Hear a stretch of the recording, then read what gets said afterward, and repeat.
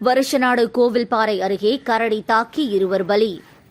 தேனி மாவட்டம் வருஷநாடு அருகே தங்கம்மாள்புரத்தை சேர்ந்தவர் மணி என்ற மணிகண்டன், வயது 45, தர்மராஜபுரம் கிராமத்தை சேர்ந்த கருப்பையா, வயது 55.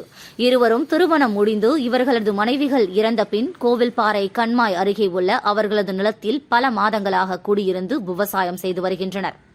நேற்று இரவு 7 மணிக்கு சாரல் மழை பெய்தது. அப்போது மணிகண்டன் தோட்டத்தில் இருவரும் எலுமிச்சை பழங்கள் பறித்து இருசக்கர வாகனத்தில் ஏற்றுவதற்காக நடந்து வந்துள்ளனர். அப்போது அந்த வழியாக வந்த கரடி திடீரென கருப்பையா, மணிகண்டன் இருவரையும் தாக்கியதில் சம்பவ இடத்திலேயே இறந்துவிட்டனர்.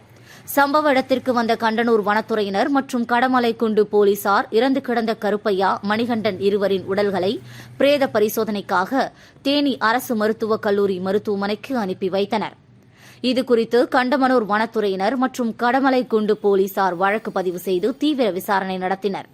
கடமலைக்குண்டு வருஷநாடு பகுதியில் தொடர்ந்து கரடி தாக்கி பலர் இறந்து வருவதால் மலை கிராமத்தை சேர்ந்த விவசாயிகள் அச்சத்தில் உள்ளனர்.